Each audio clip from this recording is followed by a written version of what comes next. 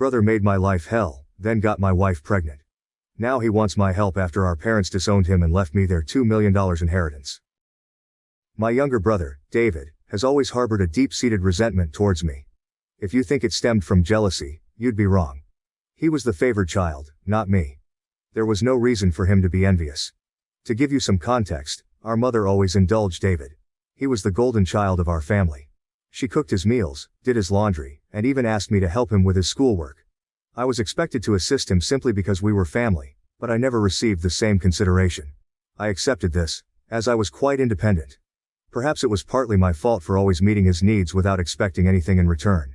He never helped me when I needed it, and only approached me when he wanted something.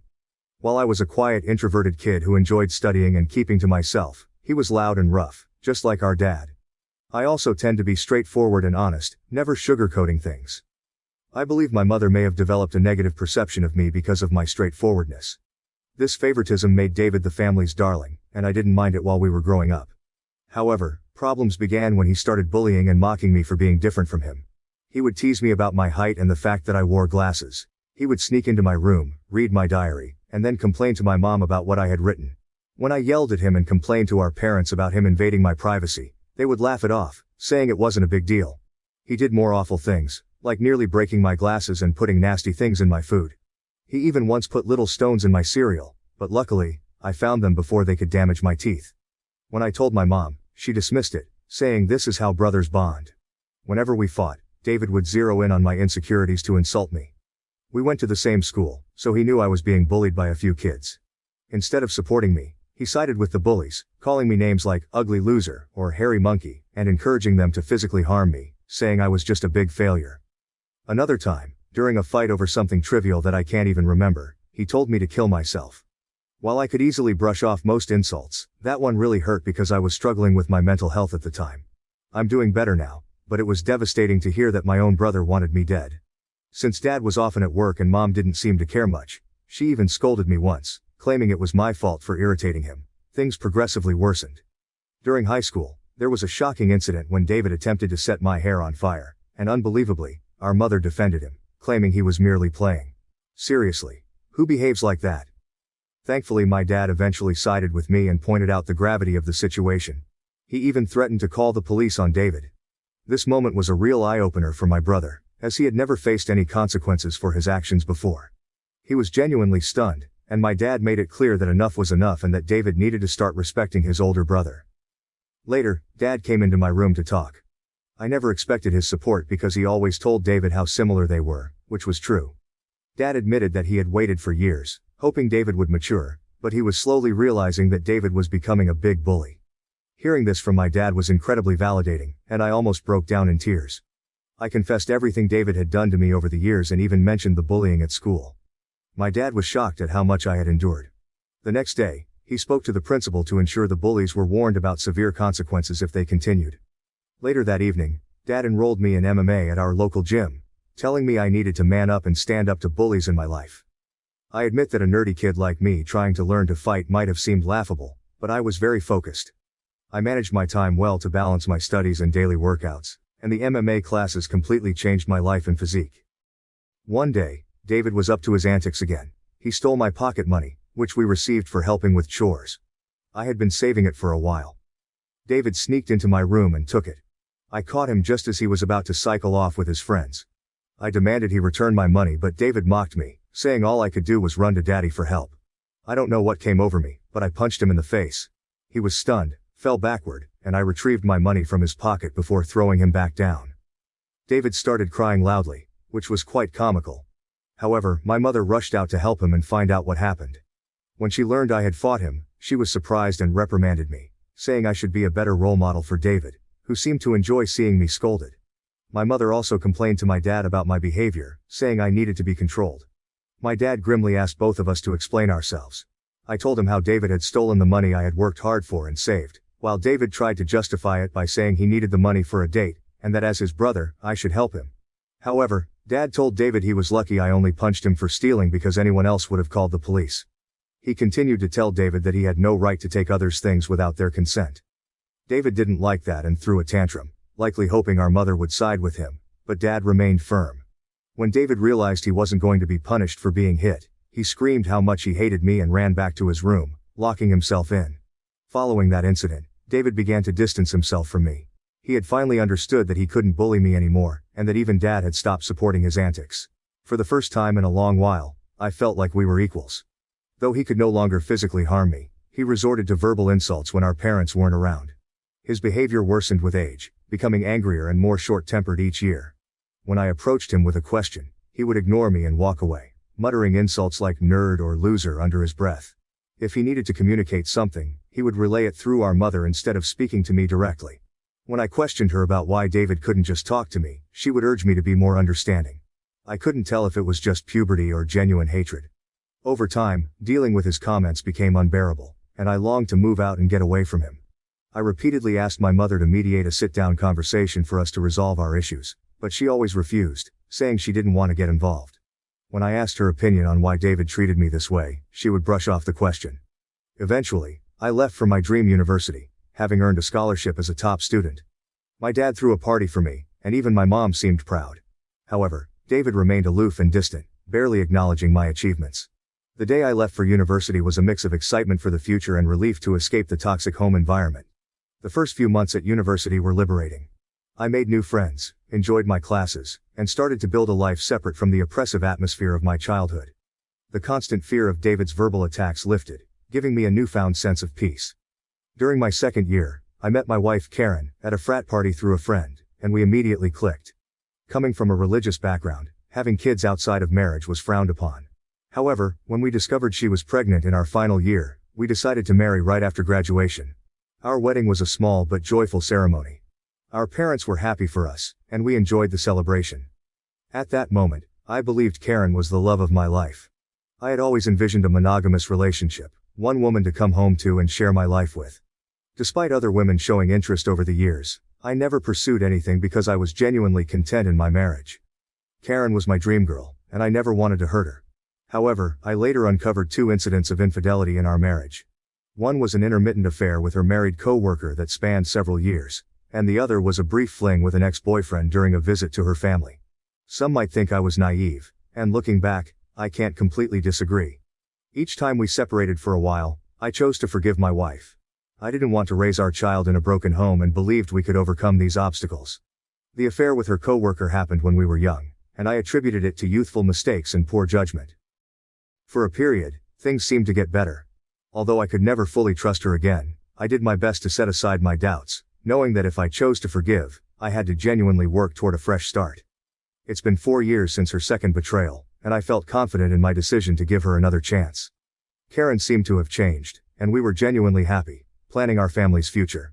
However, 3 months ago, my world was shattered once more when she revealed that she had been having a long-term affair and suggested that our son might not be mine. Her words struck me like a ton of bricks. A mix of shock, betrayal, and disbelief overwhelmed me. I struggled to comprehend the enormity of her confession. In a daze, I managed to ask why she had kept such a significant secret and how she could have done something so devastating. Her reaction was cold and indifferent, as if she were detached from the pain she caused. Her vague responses left me with more questions than answers. It was a surreal and painful moment, confronting the shattered trust and uncertainty about my own family. I continued to press Karen for the truth because I felt I deserved to know the father of the child I had been raising since birth. Ultimately, she admitted it was David. My eyes widened in shock as I asked Karen what she meant. She explained that she and David had become friends when I introduced her to my family, and she stayed with us from Thanksgiving until New Year's. David, usually cold to me, was warm and polite towards her, which made me glad because I didn't want Karen to feel unwelcome. Karen wanted to be accepted into my family, so she spent significant time with my mom whenever possible. She noticed the rift between David and me and questioned me about it. I opened up about our strained relationship and explained that we might never repair it due to his unresolved feelings. Karen understood but started including David in our outings, hoping it would help us bond. Whenever we planned to watch a movie, she invited David, and we watched whatever he chose. During this time, David and I exchanged a few words, which was an improvement compared to his usual silent treatment. I remember Karen and David hanging out and playing video games together, but I never thought much of it. Karen told me that one day, David opened up to her about his struggles and a recent breakup. Feeling vulnerable, he struck up a friendship with her. She mentioned that he would harmlessly flirt with her when I wasn't around, and eventually, things escalated beyond her control. The vision of my wife and brother sleeping together made me feel sick. Karen confessed that she felt guilty afterward and left him, which matched her abrupt decision to go home instead of spending New Year's with me. Although I tried to convince her to stay, she was adamant about leaving. When we met back at college after the holidays, she was her usual cheerful self, so I didn't question anything. 2 weeks later, we found out she was pregnant. Karen admitted she didn't know if the child was mine or David's, and with no way to prove it, she chose to stay with me, knowing I was the more dependable brother. This was why we got married. My world felt like it was crashing down. The son I loved might not even be mine. I asked Karen if she had been sleeping with David recently, and she slowly nodded. She revealed that they had always stayed in touch because their chemistry was undeniable. They would sneak off to hotels, lying to me about working overtime. She admitted that half of her business trips were actually romantic getaways with him. I asked why she married me if she wanted my brother, and Karen said she didn't want to be the one to break off the marriage. She saw me as a wonderful father to our son and decided to stay. In her words, she made a mistake and didn't know when to stop. I told Karen I was glad she told me the truth but that I was going to pack up and leave. She started crying, asking for forgiveness, and expected me to yell at her. Instead, I calmly packed my clothes. Karen insisted that if I loved her, I should fight for her and that mistakes happen in every marriage. When she realized I wasn't going to do anything, she changed tactics, saying our son would be affected by a divorce and that children shouldn't be raised in broken homes. I reminded her that I might not even be the father, which made her cry more and accuse me of being cruel. It seemed like she believed nothing could make me want to leave the marriage. Perhaps it was partly my fault for letting things slide in the past. While I did love her, it felt more like it stemmed from thinking we had a son together and had been together since college. Karen kept insisting it wasn't too late to fix things, but I struggled to believe her and had no patience left. Trust was a major issue, and her words felt hollow. Even if I forgave her, I could never forget she slept with my brother. I've always believed in forgiving mistakes because we're all flawed, but this was beyond acceptable limits. I left her crying on the doorstep and checked into a hotel. The next day, I went straight to my parents and revealed everything about my wife's affair with David, explaining how they had been secretly sleeping together for years. The shock on their faces was undeniable. True to her nature, my mother initially tried to defend David, insisting that her boy could never do such a thing to his own brother. Determined to expose the truth, I asked my parents to remain silent and let me call David in front of them. I instructed them to stay quiet so I could catch David off guard, making him believe it was a private conversation. When David answered the phone, I confronted him about the affair. At first he vehemently denied it, refusing to accept any responsibility. However, when I told him that Karen had admitted to everything, he started blaming her, calling her characterless. He claimed it wasn't his fault if women were attracted to him and that he was the better-looking brother. I told him firmly that I would expose him to everyone. When David mocked me, saying no one would believe me because he was the golden child, I scoffed at his arrogance and thanked him for confirming the truth, knowing our parents had heard everything. David went quiet and then spluttered, trying to explain himself and salvage his image. My mother, still in shock, demanded an explanation from David. He stuttered through a feeble attempt to justify his actions, blaming everyone else but himself and desperately trying to shift the blame onto Karen. I could see my mother, who had once been protective of her favored son, now felt a mix of disappointment and anger. In that charged moment, I felt a strange sense of vindication. For years, I had endured David's torment. Now, the truth was out, and the roles were reversed. It was David who stood exposed, his actions laid bare for everyone to see. As David's words faltered, my father, usually reserved in his expressions, couldn't contain his disappointment. He asked me to pass him the phone and began to speak to David. "David," my father began, his voice laden with disappointment. "What you've done isn't just a betrayal of your brother, but a betrayal of this family. You slept with your brother's wife and continued the affair even after they were married.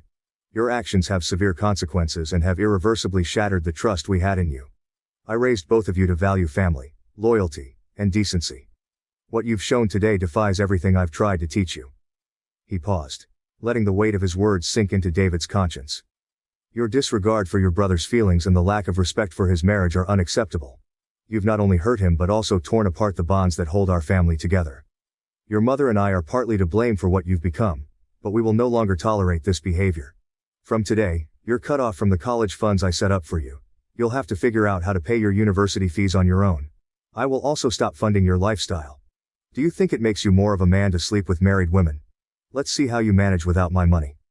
Throughout this, I maintained a composed demeanor.